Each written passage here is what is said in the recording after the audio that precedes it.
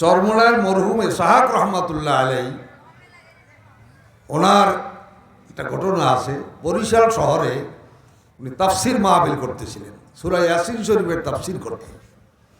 সূরা ইয়াসিন শরীফের তাফসির করতে করতে এই তাফসির করা অবস্থায় একজন গ্রামের সাধারণ লোক, একটা ছোট্ট 10-12 বছরের একটা ছেলে, এটা একটা পাইন থেকে, হুজুর আমার ছেলেটা বোবা, কথা বলতে পারে না, ওটা ভুদিয়ে দেন।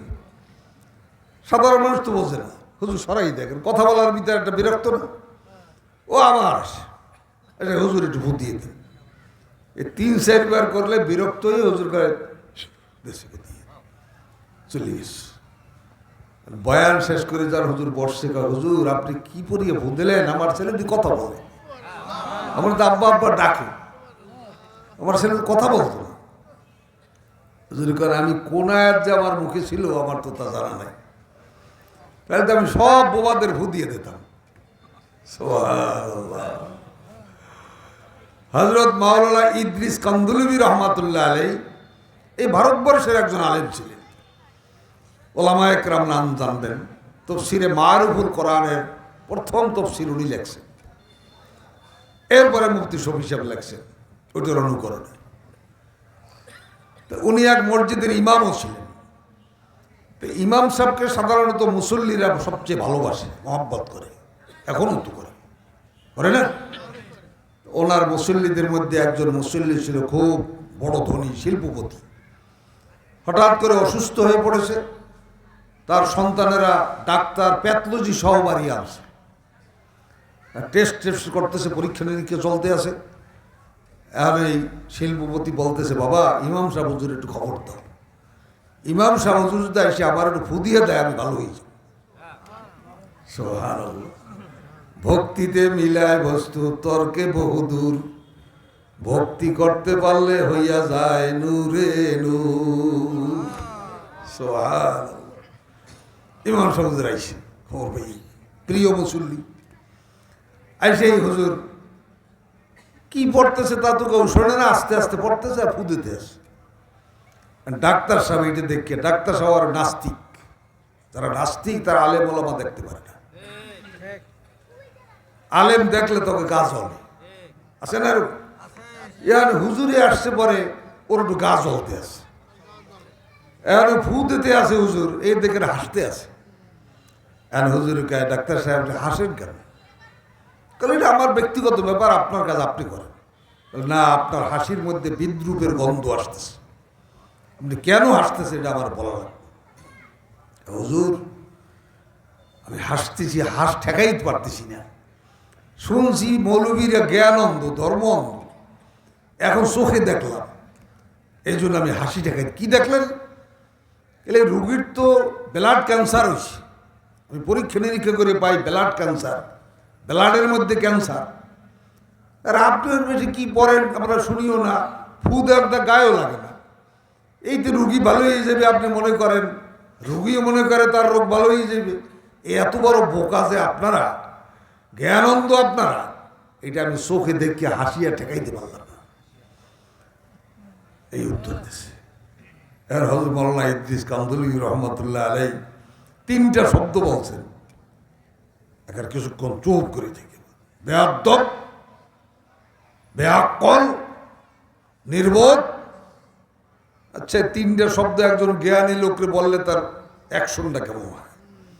ডাক্তার সাহেবের পা থেকে মাথা পর্যন্ত গরম হয়ে গেছে, চোখ লাল হয়ে গেছে, থরথর করে কাঁপতেছে। সবাইকে, হুজুর আপনি করলেন কি? এত বড় একজন সম্মানী লোক, ডাক্তার, এত টাকা দিয়ে আনছি, এই ডাক্তার সাহেব আপনি এরকম কথাবার্তা বললেন কেন? কারণ মানুষ তো দোষ সব হুজুরের দেয়, সব দোষ হুজুরের, কথা ঠিক না। আর কারো দোষ দেয় না, দোষ দেয় হুজুরের। এখনকার কি আমি খুব খারাপ কথা বলছি? কি বলে এসছে খারাপ কথা হয় একজন শিক্ষিত জ্ঞানী সম্মানিত মানুষ? কয় আমি মৌলভী ইদ্রিস একটা সাধারণ মানুষ, আমার মুখ দিয়ে বলছি, তাও আপনারা সবাই কেন যে খারাপ, কথাটা ভালো না। আমি যেখানে বলছি কথাটা কি ওই ডাক্তার সাহেবের গায়ে লাগছে? হ্যাঁ, কথা গায়ে লাগে? এতে ওনার একটু অ্যাকশন হইল, এত প্রতিক্রিয়া হইল, পাও থেকে মাথা পর্যন্ত গরম হয়ে গেছে, চোখ লাল হয়ে গেছে, ডাক্তার সাহেব কাঁপতে আছে। এটা খারাপ কথা, এত 100। আর আমার মাওলায় রব্বুল আলামিন আহকামুল হাকিমিন, তার কথাই কি কোনো অ্যাকশন নেই, কোনো প্রতিক্রিয়া নেই? এমন একটা কথা বলছে, পিনপতন অবস্থা, সব চুপ হয়ে গেছে, খামোশ। কিছুক্ষণ পরে হুজুর চলে গেছেন। ডাক্তার সব স্বাভাবিক হয়ে আবার পরীক্ষা নিরীক্ষা শুরু করছে। এখন দেখে রোগীর ব্লাডের যে ক্যান্সারের জার্ম ছিল নাই, একেবারে ফ্রেশ ব্লাড। সুবহানাল্লাহ। আল্লাহ পারে না পারে না, তোরে কার পারে না পারে। এত ক্ষমতা আল্লাহর কোরআনের মধ্যে। এই কোরআনের ক্ষমতা তো আমরা বুঝি না, এত মুআজিজা। সব মুআজ্জাজ মুহতারাম হযরত মুসল্লিয়ান کرام, তালেবান উলুম নবুয়ত, বিভিন্ন মহল থেকে আগত মেহমানান আযম, বিরাদারান ইসলাম, দিন দরদি, ইসলাম দরদি, সর্বশ্রেণীর ইসলাম প্রিয় আল্লাহ সুবহানাহু ওয়া তাআলার মাহবুব বান্দাগণ, উম্মে হাবিবা মহিলা মাদ্রাসার উদ্যোগে আয়োজিত আজকের এই দ্বিতীয় বার্ষিক ওয়াজ ও মাহফিলের সম্মানিত সভাপতি, সামনে উপবিষ্ট পিতৃতুল্য, বড় ভাই তুল্য হযরত সামিঈন کرام, জাতির সেরেতাজ হযরত উলামায়ে কেরাম এবং পর্দার আড়ালের মা ও বোনেরা, আসসালামু আলাইকুম ওয়া রাহমাতুল্লাহি ওয়া বারাকাতুহু। কোরআনে কারীমের অসংখ্য আয়াতের মধ্যখান থেকে আল্লাহ রাব্বে কারীম সূরা ইয়াসিনের ভিতরে একটি আয়াতে কারীমার তেলাওয়াত করেছেন। বলেছেন যে আয়াতের মাধ্যমে গোটা বিশ্ববাসীকে আল্লাহ রাব্বে কারীম তার বর্তমান, তার বৃদ্ধকাল, তার যুবককাল এবং তার শিশুকাল, এই 3 কাল সম্পর্কে আল্লাহ তাআলা চৌকান্না করে দিয়েছেন, সতর্ক করেছেন কোন বয়সে কি করা দরকার। মেরে মোহতারাম হাজরিন, তার আগে আমরা ওই আল্লাহ রাব্বে কারীমের দরবারে লাখ কোটি শুকর আর সুজুদ জানাই যে আল্লাহ তাআলা এই ফিতনার জামানায় আপনাকে আমাকে এই মাহফিলের প্যান্ডেলের নিচে আসার, বসার, দুটি কথা বলার ও শোনার তৌফিক দান করেছেন। এজন্য সকলেই অন্তরের অন্তঃস্থল থেকে শক্তি দিয়ে, ভক্তি ভরে, জোর থেকে জোর আওয়াজ করে বলি আলহামদুলিল্লাহ। বুখারী শরীফের ভিতরে ৭,২৭৫টি হাদিসের মধ্যখান থেকে কিছু কিছু হাদিসের ভিতরে আল্লাহর রাসূল সাল্লাল্লাহু আলাইহি ওয়াসাল্লাম এ জাতিকে, এ উম্মতকে বিভিন্ন বিষয়ে একাধিকবার সতর্ক করেছেন। এই সতর্ক করার মধ্যখান থেকে অন্যতম একটি সতর্কবাণী হলো, যার মুলাখাস অর্থ হচ্ছে এই, শেষ জামানায়, কিয়ামতের পূর্বের জামানার পৃথিবীর সুলগ্ন থেকে শেষ পর্যন্ত পৃথিবীর আয়ুকাল যখন কমে যাবে, জান্নাতি আর জাহান্নামীদের গণনা হিসাবে এই জমিনের উপরে তাদের সংখ্যাটা হবে এমন, 1000-এর মধ্যে কেবল একজন ব্যক্তি, 1000-এর মধ্যে কেবল একজন ব্যক্তি বিনা হিসাবে জান্নাতে যাবে। বলেন সুবহানাল্লাহ। 1000-এর মধ্যে যদি একজন বিনা হিসাবে জান্নাতে যায়, তাহলে বাকি থাকে কত? 999 জন। তো হাদিসের পরিভাষায় এটা বলে যে 999 জন ব্যক্তি, 999 জন ব্যক্তি জাহান্নামে যাবে, আর একজন ব্যক্তি বেহিসাব জান্নাতে যাবে, যার একটা পরিস্থিতি আমরা বর্তমান সময়ের মাহফিলের প্যান্ডেলগুলোর দিকে তাকাইলে এর বাস্তবতা কিছুটা দেখতে পাই। তার কারণ হচ্ছে এই, 999 জনের সংখ্যাটা বড় নাকি এক সংখ্যাটা বড়? অবশ্যই 999 সংখ্যাটাই বড়, আর এক সংখ্যাটা ছোট। ঠিক এমনিভাবে জান্নাতে যাওয়ার সংখ্যাটা ছোট, জাহান্নামে যাওয়ার সংখ্যাটা বড়। মাহফিলের ময়দান যেটার বাস্তব একটা উপমা দেয় এই, যেহেতু জাহান্নামে জাহান্নামওয়ালাদের সংখ্যা বেশি, সুতরাং আপনারা দেখবেন ভালো কোনো কাজের ক্ষেত্রে শরীক হওয়ার সংখ্যাটাও কম, খারাপ কাজের সংখ্যাটাও বেশি। এরে আল্লাহর বান্দা, নবীর উম্মত, উম্মে হাবিবা মাদ্রাসার এই মাহফিল, এটি এমন একটা মাহফিল যেই মাহফিলের ময়দানে বড় বড় ওলামায়ে কেরাম আসবেন, যাদের হাত ধরে এ জাতি জান্নাতের পথ পাবে, জাহান্নামের পথ থেকে মুক্তি হবে। আজকে যদি এই মাহফিলের ময়দানে, এই জায়গার ভিতরে যদি মাহফিলের সিস্টেম না করে এই জায়গায় যদি জাহান্নামীদের পথচারী মমতাজকে আনা হয়, জাহান্নামীদের পথচারী জেমসকে আনা হয়, মেসি আর নেইমারের মতন সমাজ আর যুগের সেলিব্রিটি সন্দেরকে যদি আনা হয়, আমার মনে হয় কোনো মতে একবার যদি ঘোষণা দেওয়া হয় অমুক ব্যক্তি আসতেছে, মেরে মোহতারাম হাজিরিন, মাহফিলের ওয়াজের জন্য প্যান্ডেল করা হয়, পোস্টার করা হয়, হ্যান্ডবিল করা হয়, মসজিদে বলা হয়, মানুষের কাছে কাছে চিঠি পাঠানো হয়, এরপরও সত্যের পথের দাওয়াতে তারা শরীক হয় না। কিন্তু যদি জাহান্নামের যাত্রীবাহী ব্যক্তিদের গুলোকে ডাকা হয়, এই জমিনের উপরে যদি আজকে বড় বড় সেলিব্রিটি সন্দেরকে ডাকা হতো, জাহান্নামীদের পথযাত্রীদেরকে যারা আহ্বান করার মতো ব্যক্তি, মমতাজকে ডাকা হতো, জেমসকে ডাকা হতো, বড় বড় শিল্পীদেরকে ডাকা হতো, হলিউড বলিউডদের বড় বড় সেলিব্রিটেশনদেরকে ডাকা হতো, কোনো পোস্টারের প্রয়োজন হতো না, কোনো চিঠির প্রয়োজন হতো না, মাইক অ্যালাউজের কোনো প্রয়োজন হতো না। একজন আরেকজনকে দাওয়াত দিয়া ওই সমস্ত মূল ব্যক্তি আসার আগেই তাদের অপেক্ষায় মাঠ কানায় কানায় পরিণত হয়ে যেত। কথা বলেন ঠিক কিনা? তার কারণ হলো ওইটা, রসুল বলেছেন জান্নাতের পথযাত্রী হবে 1,000, জাহান্নামীদের পথযাত্রী হবে 999 জন। আজকে যারা এই মাহফিলের ময়দানে আছে, আমি মনে করি তারা ওই যাত্রার যাত্রী যারা 999 জনের মধ্যে নয়, বরং জান্নাতি একজন মুস্তাকিল বান্দা। আল্লাহ রব্বে কারীম সকলকে কবুল করেন, সকলে বলুন আমিন। আল্লাহ রাব্বে কারীম কোরআনে কারীমের মধ্যে বলেন, যেটা আলোচনা করতেছিলাম আপনাদের সামনে, ওমান নুআম্মিরহু নুনাক্কিসহু ফিল খালক।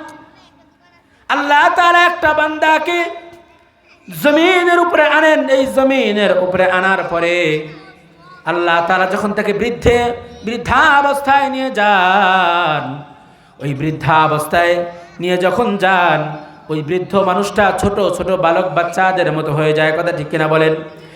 দাড়িগুলা পেকে যায়, শরীরের চামড়া আর টান টান থাকে না, গুছায় যায়, এক পাও হাঁটতে গেলে 3 পাও সহজে হাঁটতে পারে না রে মুমিন। আল্লাহ রাব্বে কারীম এই অবস্থাটা আপনাদের সামনে আমাদের সামনে বলে দেন, ওমান নুআম্মিরহু নুনাক্কিসহু ফিল খালক। বয়সের পরিমাত্রায় আমি যাকে দীর্ঘ বয়স দান করলাম, আমি তাকে পূর্বের অবস্থায় বাচ্চাদের মতো ফিরাই দিলাম। কথাটা মনোযোগ দিয়ে শুনবেন। কাল 3 কালের 3 অবস্থা। বলেন কয় কাল? কাল 3 কালের 3 অবস্থা। একটা বাচ্চা একেবারেই ছোট, যে ব্যক্তি আজকেও দুনিয়াতে জন্মগ্রহণ করেছে, তারও একটা জীবন, তারও একটা কাল। যুবক বয়সেরও একটা কাল, বৃদ্ধ বয়সেরও একটা কাল। 3 কাল আল্লাহ তাআলা দান করলেন। কোনো ব্যক্তির জীবনে 3টা কালই পেয়ে যায়, আবার কোনো ব্যক্তির জীবনে 1 কালেই মারা যায়। কোনো ব্যক্তি 2 কাল পায়, 3য় কাল পায় না। আবার আল্লাহ রাব্বে কারীম কোনো ব্যক্তিকে 3 কালের 3টা কালই দান করে দেন। 3 কালের 3টা কাল দান করে দেন। কথা মনোযোগ দিয়ে শুনবেন মেরে মোহতারাম হাজিরিন। তিন কালের তিন অবস্থা। বাচ্চারা দুর্বল, দুর্বলের সেবা দরকার, আর সেবার জন্য মায়া দরকার। বাচ্চারা ছোট ছোট বাচ্চা দুর্বল, একা একা হাঁটতে পারে না, খাইতে পারে না, চলতে পারে না, যার কারণে আল্লাহ রাব্বুল কারীম তাদের উপরে নামাজকেও রহিত করে দিয়েছেন, তাদের উপরে কোরআন পড়াকেও রহিত করে দিয়েছেন, তাদের উপরে আল্লাহ রাব্বুল কারীম সহলত করেছেন। একটা বয়স পর্যন্ত 7 বছরের নামাজের জন্য তাকে মাত্র বলো, আর যখন 9-10 বছর হয়ে যায় ওই সময় নামাজের জন্য আল্লাহর হুকুমের জন্য শুধুমাত্র বলবা না, বলার পরে যদি তার উপরে লাঠি প্রয়োগ করতে হয় লাঠি পর্যন্ত প্রয়োগ করেও তুমি তোমার বাচ্চাকে, তোমার সন্তানকে আমি আল্লাহর মুখী চেনায় দাও। এই 7 বছর বয়সের আগে আল্লাহ রাব্বুল কারীম এই প্রথম কালকে, প্রথম জীবনকে সহজ করে দিয়েছেন, নামাজকে ফরজ করেন নাই তার উপরে। কারণ ওই বাচ্চাটা দুর্বল, দুর্বলের সেবা দরকার, আর সেবার জন্য মায়া দরকার। দুর্বল, দুর্বলের সেবা দরকার, সেবার জন্য মায়া দরকার। দুর্বল বাচ্চা, দুর্বল, একা খাইতে পারে না, একা একা খেতে পারে না, চলতে পারে না, বাবা ধরে তাকে হাঁটায় দেয়, মা তাকে ধরে খাওয়ায় দেয়, সব কিছু তাকে গার্জিয়ানরা করে দেয়, কারণ সে দুর্বল। দুর্বলের জন্য মায়া দরকার, সেবা দরকার, আর এই সেবার জন্য মায়া দরকার। বাচ্চাদের প্রতি আল্লাহ তাআলা মায়াটা কোথায় লাগাইছে একটু দেখেন। মায়াটা লাগাইছে আল্লাহ তাআলা চেহারার ভিতরে। চেহারার ভিতরে কেমন মায়া লাগিয়েছেন আল্লাহ রাব্বুল কারীম কোরআনে কারীমের মধ্যে বলেন, ওয়া আলকাইতু আলাইকা মাহাব্বাতাম মিন্নি, ওয়া আলকাইতু আলাইকা মাহাব্বাতাম মিন্নি, আমার পক্ষ থেকে আমি মহব্বত দান করলাম। ওয়া আলকাইতু আলাইকা, আলাইকা মাহাব্বাতাম মিন্নি, আমার পক্ষ থেকে আমি মহব্বত দান করলাম। অর্থাৎ ছোট ছোট বাচ্চা যখন থাকে, এ আয়াত শুধুমাত্র মুসা আলাইহিস সালাতু ওয়াস সালামের ব্যাপারেই নয়, এই আয়াত আল্লাহ রাব্বুল কারীম গোটা মানব জাতির জন্য নাজিল করেছেন। এজন্য দেখবেন ছোট ছোট বাচ্চা চেহারা দেখলে মায়া লাগে, তার কারণ হলো তার জন্য সেবা দরকার, সেবার জন্য মায়া দরকার। মায়ার কেন্দ্রবিন্দু হলো চেহারা। শুধুমাত্র তাই নয়, যদি একটা ছোট কুকুরকেও দেখেন, এই কুকুর ছোট, তার সেবা দরকার, সেবার জন্য মায়ার কেন্দ্রবিন্দু হলো তার চেহারা। শুধুমাত্র মানুষই নয়, দুনিয়ার সমস্ত প্রাণী দুর্বল থাকে, এই দুর্বলের জন্য সেবা দরকার, সেবার জন্য মায়া দরকার। আল্লাহ তাআলা মায়ার জন্য তার কেন্দ্রবিন্দু বানিয়েছেন তার চেহারাকে। যুবক বয়স একা একা চলতে পারে, বৃদ্ধের জন্য যখন সে বৃদ্ধ হয়ে যায়, ওমান নুআম্মিরহু নুনাক্কিসহু ফিল খলক, আমি তাকে যখন আবার বৃদ্ধ করে দিলাম, বৃদ্ধ করে দেওয়ার সাথে সাথে আবার তার সেবা দরকার, সেবার জন্য মায়া দরকার। বৃদ্ধের দিকে তাকাইলে বাচ্চার মতো আর তার মায়া লাগে না, কিন্তু তার সেবা দরকার। বৃদ্ধ হয়ে গেছে, এখন তার সেবা দরকার, কিন্তু বাচ্চার দিকে তাকাইলে মায়া লাগে, বৃদ্ধের দিকে তাকাইলে মায়া লাগে না।